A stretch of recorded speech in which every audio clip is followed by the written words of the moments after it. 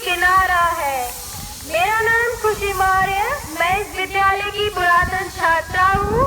विद्यालय के आदरणीय प्रधानाचार्य जी एवं सभी टीचर्स और अभिभावक और विद्यालय के विद्यार्थियों को मेरा नमस्कार। सूरज की रोशनी में दियों की जरूरत नहीं होती, सूरज की रोशनी में दियों की जरूरत नहीं होती। शिक्षा मिल जाए जिसे उसे सहारे की जरूरत नहीं होती, शिक्षा मिल जाए जिसे उसे सहारे की जरूरत नहीं होती। क्योंकि शिक्षा ही एक ऐसा हथियार है जिसके माध्यम से हम अपने पथ के कांटों को हटाते हुए जीवन को आसान कर सकते हैं। हम निर्णय ले सकते हैं, खुद के साथ दूसरों की राह भी आसान कर सकते हैं। क्योंकि बिना शिक्षा का इंसान सिर्फ चलता बोलता पिछला ही है जिसे कोई समझ नहीं। और ये शिक्षा हमें देने वाले ये गुरुजन हैं जिन्होंने इतनी अच्छी तरह से हमें पढ़ाया कि आज हम कुछ बोलने या कुछ करने के काबिल बन गए हैं। मैं धन्यवाद करती हूँ उन सभी शिक्षकों का जिन्होंने इतनी अच्छी तरह से अपना कर्तव्य निभाया और हमें इतना अच्छा ज्ञान दिया।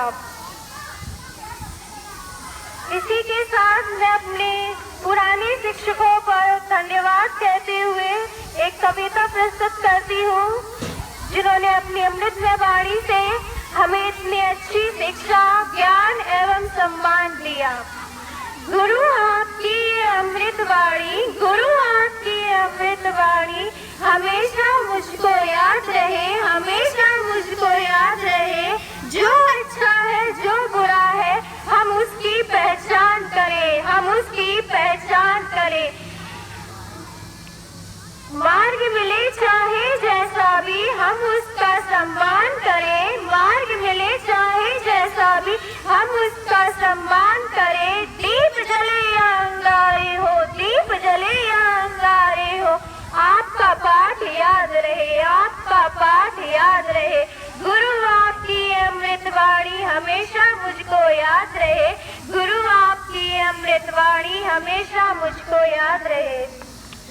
मैं इस विद्यालय में सभी शिक्षकों के साथ व्यवहार में अच्छी रही, लेकिन मैं सबसे अधिक अभय सर और रोशी मैम के करीब रही क्योंकि ये दोनों शिक्षक मेरे कक्षा अध्यापक भी रहे। और सबसे अच्छा खास तौर पर अभय सर मेरे प्रेरक है क्योंकि वो कक्षा 8 में मेरे कक्षा अध्यापक भी रहे और मेरे पसंदीदा विषयों के शिक्षक भी रहे। मैं अपने प्रेरक सर पर कुछ एक बचपन सहित कविता प्रस्तुत करूंगी। मुझे उम्मीद है कि मेरे सर को ये पसंद आए। सर को कैसे याद पहाड़ी, सर को कैसे याद गणित, सर को कैसे याद पहाड़ी, सर को कैसे याद गणित। यह सोचती है खुशी, यह सोचती है रेशु, यह सोचती है खुशी, यह सोचती है रेशु। याद है सर को पूरी विज्ञान, कैसे पता अनेक तत्व होते हैं पृथ्वी में विद्यमान। याद है सर को पूरी विज्ञान, कैसे पता अनेक तत्व होते हैं पृथ्वी में विद्यमान। बड़ी मोटी मोटी किताबें भी पढ़ जाते, हम तो थोड़े में थक जाते। मोटी मोटी किताबें भी पढ़ जाते, हम तो थोड़े में थक जाते।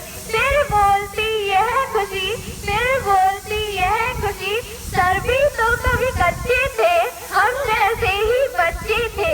सर भी तो कभी कच्चे थे, हम जैसे ही बच्चे थे। पढ़ लिख कर सब हुआ कमाल, यूं ही सीखे सभी सवाल। पढ़ लिख कर सब हुआ कमाल, यूं ही सीखे सभी सवाल। सचमुच के जादूगर है, तभी तो वो अभय सर है। सचमुच के जादूगर है, तभी तो वे अभय सर है। मुझे उम्मीद है कि ये कविता मेरी सर को पसंद आई होगी। बहुत पसंद आई। आगे बढ़ते हुए इस विद्यालय के बारे में मैं कुछ बातें बताऊंगी। उससे पहले मैं विद्यालय की इम्पोर्टेंस बताना चाहूंगी।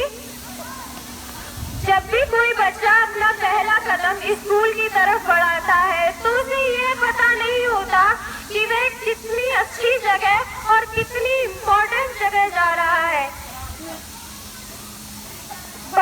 को उनका व्यक्तित्व निभाने और भविष्य संभालने के लिए विद्यालय एक बहुत अधिक महत्वपूर्ण भूमिका निभाता है। लेकिन समाजीकरण के मामले में घर एक सबसे बड़ा विद्यालय है, जहाँ पर प्राथमिक स्तर पर बच्चा सब कुछ सीखने लगता है। लेकिन इसके बाद स्कूल एक ऐसा प्लेटफॉर्म है जहाँ उसे सब कुछ सीखने को भी मिलता है और जिसके जरिए उसका विकास भी होता है। स्कूल में सभी शिक्षक प्रतिदिन बच्चों को कुछ नया सिखाते हैं। स्कूलों में अनेक गतिविधियाँ होती हैं। ये गतिविधियाँ से हम ये सीखते हैं कि हमें कैसे बोलना है। बोलने से मुझे याद आया कि मुझे आगे बढ़ के कैसे बोलना है, ये भी मैंने यहीं पर से सीखा। मुझे याद है जब मैं कक्षा 8 में थी तो उर्वशी मैम बहुत गतिविधियाँ कराती थी, जो वो अभी कराती होंगी। जिनमें से एक गतिविधि थी एक पार्ट का ड्रामा, जिसमें एक मालिक तथा एक जूलिया थी जो एक गवर्नेंस थी, जिसके माध्यम से मैंने आगे बढ़ के बोलना सीखा। इसी के साथ मैं कुछ पंक्तियों के साथ अपनी वाणी को विराम देती हूँ। जीवन डगर है, जीवन समर है, जीवन डगर है, जीवन समर है, जीवन संघर्ष सिखाते हैं शिक्षक, जीवन संघर्ष सिखाते हैं शिक्षक। धन्यवाद। बहुत बहुत धन्यवाद बेटा। ऐसे ही अनेक छात्र यहाँ से उत्तीर्ण होकर जा चुके हैं। मैं अपने प्रिय अभिभावकों को बताना चाहूँगा जो अलग अलग विद्यालयों में शिक्षा ग्रहण कर रहे हैं।